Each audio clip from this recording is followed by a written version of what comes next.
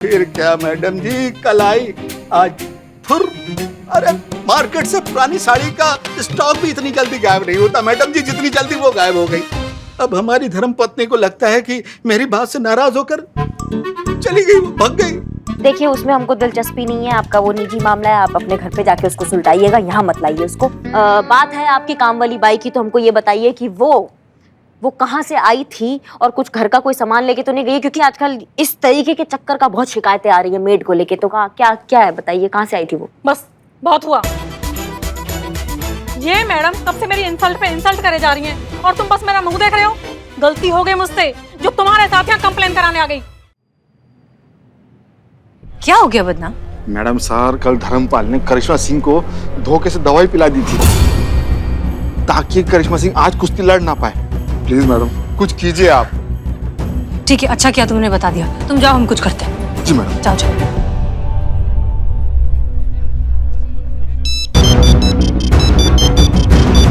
उठाइए उठाइए please, phone उठाइए।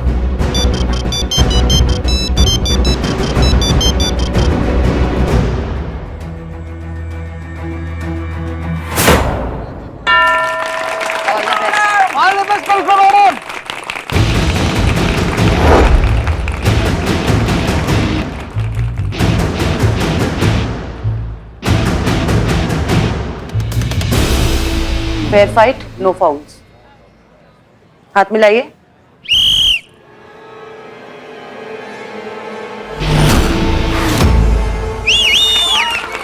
ये चाहिए करिश्मा मैडम।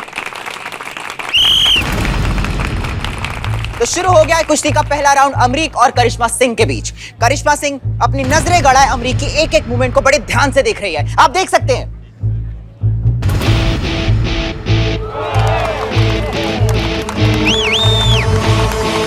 अनुभव भैया अभी तक काहे नहीं आए? 3 ऐसी जगह हैं जिन पर हमला करके आप पहलवान को चित कर सकती हैं। पैर, कमर और कंधा। ये क्या कर रहे हैं ये लोग? अरे बेवकूफ, हर बात पे मारना जरूरी है क्या? अरे मैं तो खुद देख रहा हूँ कि ये लोग कुश्ती लड़ रहे हैं, लेकिन आपस में लड़ क्यों नहीं रहे हैं? ये पूछ रहा हूं मैं कि क्या कर रहे हैं ये लोग? मूर्ख।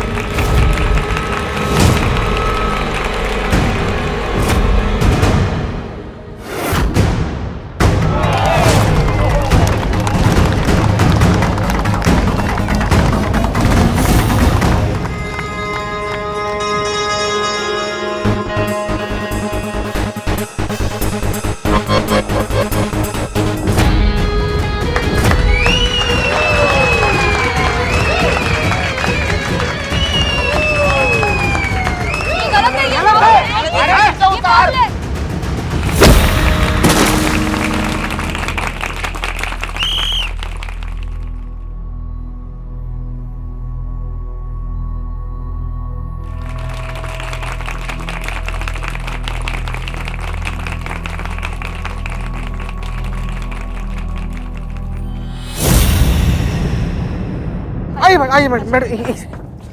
सुनो। करिश्मा सिंह, हमारी बात सुनिए। डीएसपी सर पता नहीं कहाँ रह गए हैं। अब भी अच्छा मौका है, आप पीछे हट जाइए। ये आपको घायल करना चाहता है। नहीं, हमने उठकर गिरना नहीं सीखा है, हमने गिरकर उठना सीखा है। अब तो हम आगे बढ़ेंगे चाहे कुछ भी हो जाए। अब तो या तो आर होगा या फिर पार होगा। All the best Karishma Singh. Karishma madam, all the best madam.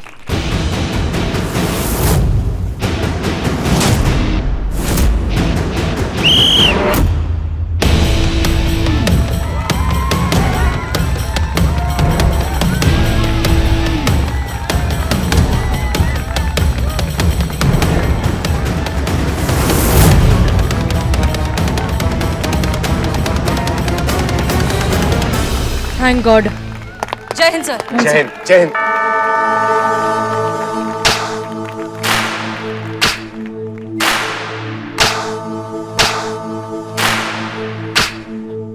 वो तुम्हारी 3 कमजोरियों में से किसी एक पर टारगेट करने की कोशिश करेगा, लेकिन किस पे ये बताएंगी उसकी आंखें। बस तभी तुम्हें तुम्हारी कमजोरी को तुम्हारी ताकत बनाना है।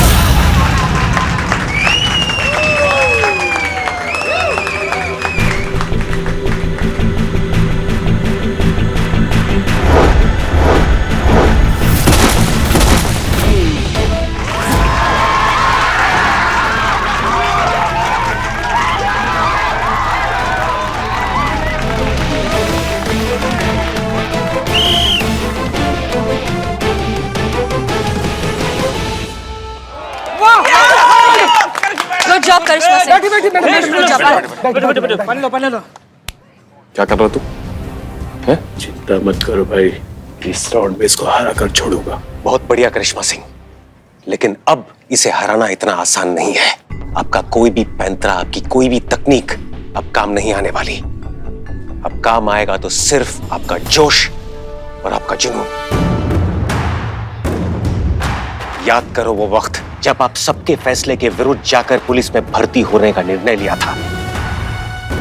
याद करो उस शपथ को जो आपने पुलिस में भर्ती होते वक्त ली थी।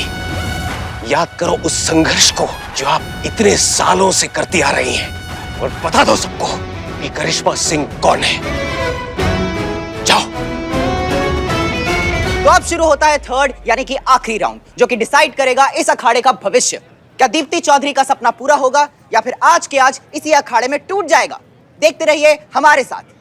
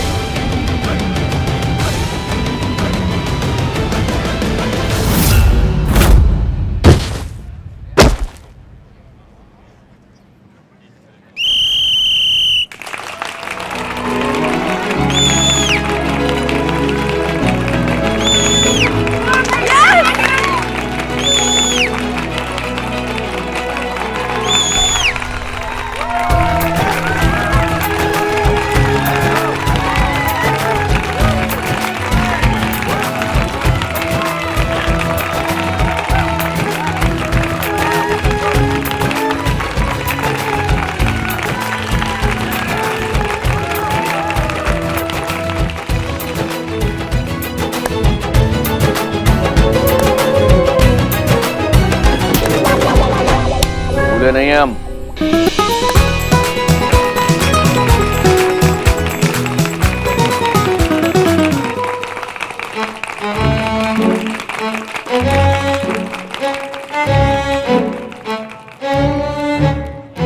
सॉरी सर, वो फ्लो में। कोई बात नहीं, कोई बात नहीं। करिश्मा सिंह, बहुत बढ़िया, बहुत बढ़िया। करिश्मा जी, आपको बहुत बहुत बधाई। क्या हुआ? बेकार की बहस कर रहे हो तुम हमारे साथ। जो काम तुम्हारी बहन ने कुछ दिन में कर दिखाया, तुम परसों में ना कर सके। ऐसे चलाओगे खड़ा? इधर आओ, आओ। मैडम सर, हम आपसे क्षमा मांगते हैं। हमें इस बात की बेहद शर्मिंदगी है कि हमने आकाश के गलत काम में उसका साथ दिया। हमें शर्मिंदगी है इस बात की कि हमने भी वही सोचा जो सारी दुनिया सोचती है कि एक औरत का काम सिर्फ चूल्हा चौका करना है, घर की चार दीवारी में कैद रह के अपने संसार को चलाना है। नहीं, आज आपने हमारी सिर्फ आंखें ही नहीं खोली हैं, बल्कि हमारे दिमाग को भी नई रोशनी दी है। एक लड़की को पूरा पूरा हक है अपने पिता के सपनों को पूरा करने का। माँ बाप की विरासत पे बेटी का भी उतना हक है जितना बेटे का होता है। जी बिल्कुल, बेटा और बेटी समान होते हैं, सम्मान में भी और संपत्ति में भी। दोनों का बराबरी का हक है।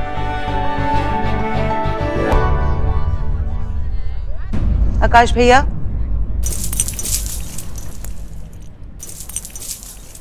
ये अखाड़ा आप ही संभालिए। मैं तो अपने ससुराल में ही बहुत खुश हूँ। बाबूजी के सपनों को अब आपको पूरा करना है। भैया, मेरा मकसद आपसे अखाड़ा छीनने का कभी भी नहीं था, बल्कि आपको ये समझाने का था कि अगर कोई गिर जाए तो उसे दोबारा उठाया जा सकता है। देखा आकाश, तुमने अपनी बहन के साथ क्या कुछ नहीं किया, फिर भी वो तुम्हारा बुरा नहीं चाहती। ऐसी होती हैं बहनें। एक बार कलाई पर राखी बांध दी तो वो पूरी दुनिया से तुम्हारे लिए लड़ जाएंगी, और अगर तुम गलत हो तो तुमसे भी लड़ जाएंगी। आज फिर से सही और गलत के बीच जीत सही की हुई।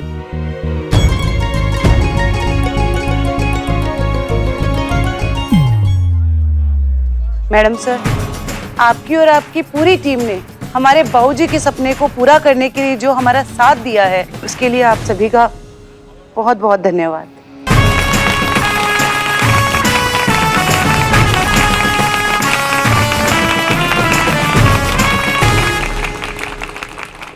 मैडम सर, अब डीएसपी सर,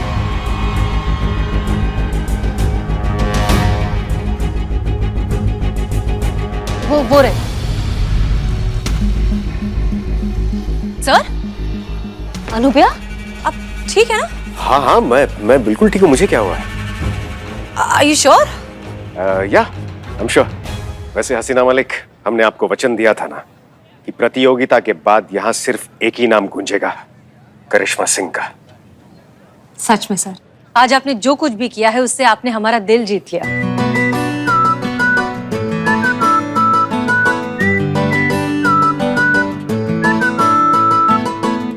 हम सबका दिल जीत लिया।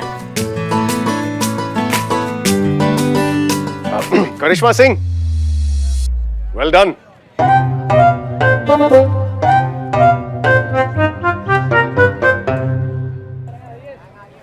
कितनी बार बताए पुष्पा जी नहीं है, अपने किसी रिश्तेदार की शादी में गई हुई है वो। क्या टोपा हो क्या? हम काय पैसे दे उनके गोलगप्पा के? हमने खाए गोलगप्पा? तुमने हमसे पूछा गोलगप्पा देने से पहले जो हम पैसे दे? सुनो, हमारा दिमाग ना तपा हुआ है, बता रहे हैं। फोन थोड़ी देर और ऑन रहेगा ना तो फोन के अंदर से घुस के कंटाक मारेंगे, समझ गए? रखो तुम। एक तो मैडम सर का नया ऑर्डर आया है कि काउंसलिंग भी हम ही संभालेंगे, हमको और कोई काम नहीं। आप और काउंसलिंग जी ना लीजिए, बताइए। जिसके मार के डर से खुद दूसरा लोग काउंसलिंग लेने जाता है, अब वह काउंसलिंग करेगा। बहुत डेंजर वाला चीज है मैडम। पर काउंसलिंग लिए तो दिमाग चाहिए होता है ना। संतु जी, नहीं, मेरा मतलब है कि ठंडा दिमाग चाहिए होता है ना। पेशेंस वाला काम है और आप इतनी गर्म दिमाग वाली है, हाई टेम्पर्ड वाली है, तो काउंसलिंग वाला जॉब बहुत मुश्किल होता होगा ना। तो मैं ऐसे आ रही थी। सब बकवास है ये, बता रहे हैं हम तुमको। कान के नीचे दो कंटाप पड़ते हैं ना तो अपने आप सारे सुर बदल जाते हैं।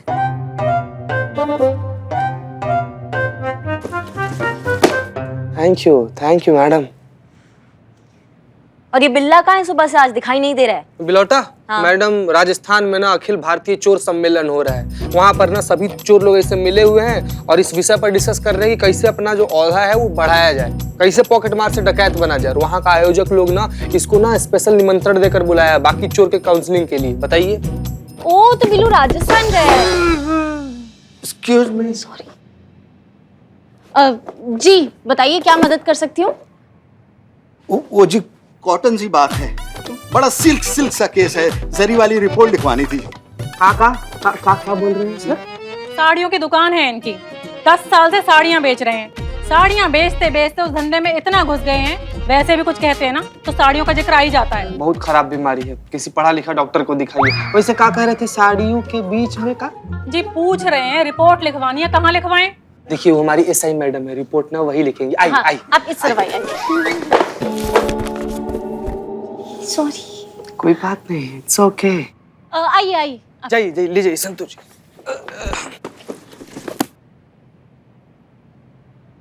मैडम रिपोर्ट लिखवानी है, बैठ जाएं। बैठिए, बताइए क्या तकलीफ है, बताइए। मेरा नाम नुपुर है और ये मेरे पति सुधीर। गोटेदार नमस्कार मैडम जी। का? मैडम क्या है ना, इनका एक साड़ी का दुकान है और पिछले 10 साल से इन्हें लगातार साड़ी बेच रहे हैं। तो नॉर्मल आम बातचीत के दौरान भी ना साड़ियों का जिक्र अपने आप चला आता है इनकी जुबान में। तुम बहुत जानते हो इनके बारे में, तुम्हारे रिश्तेदार हैं? नहीं मैडम, इनकी पत्नी हमको बता रही थी, सारा बात वही बताई। और उनको बताने दीजिए, आप तकलीफ मत कीजिए, आप अपना तकलीफ बताइए। ये समझ सकते हैं, ये बहुत बड़ी तकलीफ लग भी रहे हैं। आप ना हमें साफ शब्दों में बताइए कि क्या चक्कर चल रहा है आपका। बात दरअसल ये है मैडम जी, कल हमने न्यू ब्रांड देसी गोटेदार चमकती हुई सिफोन वाली काम वाली रखी थी घर का काम काज करने के लिए।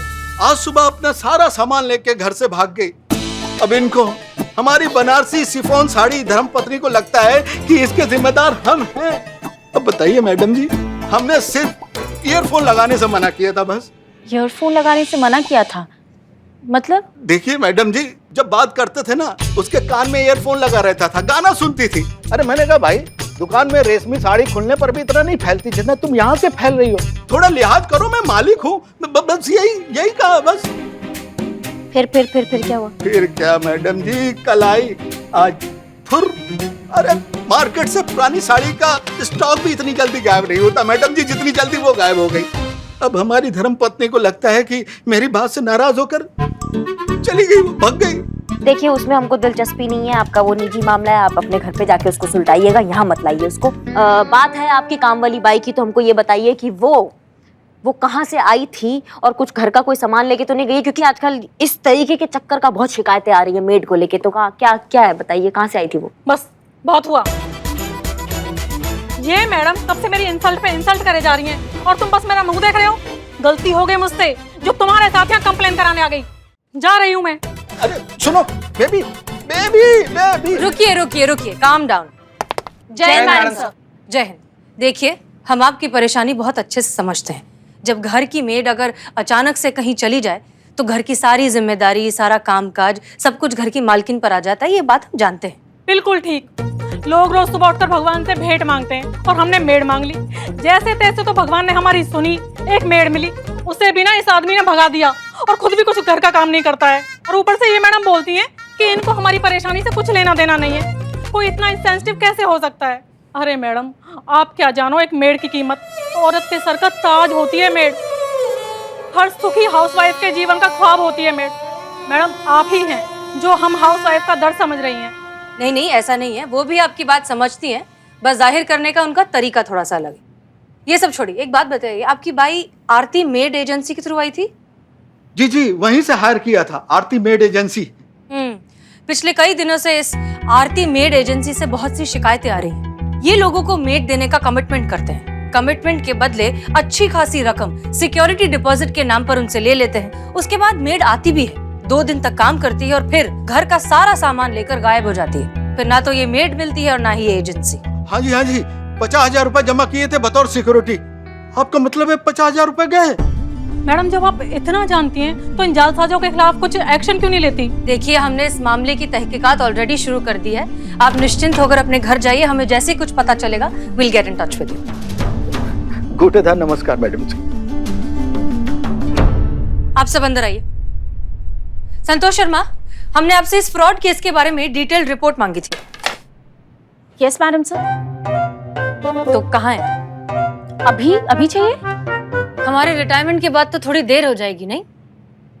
हाँ वैसे तो मैडम से ज्यादा इंफॉर्मेशन है नहीं, उतनी है जितनी कि ऑलमोस्ट हम सबको पता ही है। पर एक खास बात है इन ठग लोगों की कि वारदात के लिए हमेशा बड़ा शहर ही चुनते हैं क्योंकि वहाँ पे मेड की रिक्वायरमेंट ज्यादा होती है। वैसे अभी तक ये कई लोगों को ठग चुके हैं और इनफैक्ट अभी हमारे शहर लखनऊ में सबसे ज्यादा एक्टिव है। बस गलती कर दिया उन्होंने लखनऊ में आके।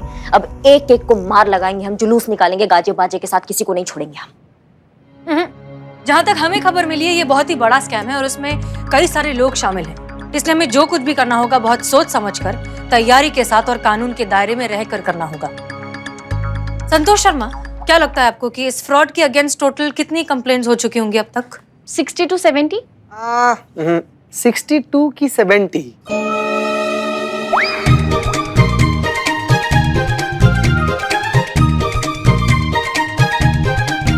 सॉरी।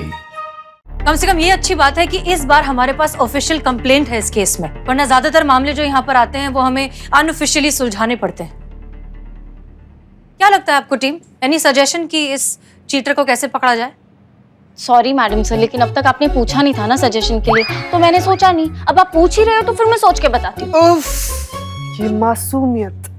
ए भक्त, उठाकर बाहर फेंकेंगे तुमको थाने से अगर ये उफ ये मासूमियत का रट्टा लगाए तो। आज के बाद तुम्हें मासूमियत और जड़ बुद्धि में फर्क समझ में नहीं आता है? हाँ, उफ ये मासूमियत। हमारा सजेशन ये है कि गाड़ी निकालते हैं, जाते हैं, हड्डियां तोड़ते हैं, चिल्लम चिल्ली करते हैं, किसी ना किसी की चीख में सच निकल जाएगा। एक बार एक इंसान हमारे हाथ आ जाए फिर मसला ही खत्म ना, सारा रैकेट अंदर हो जाएगा।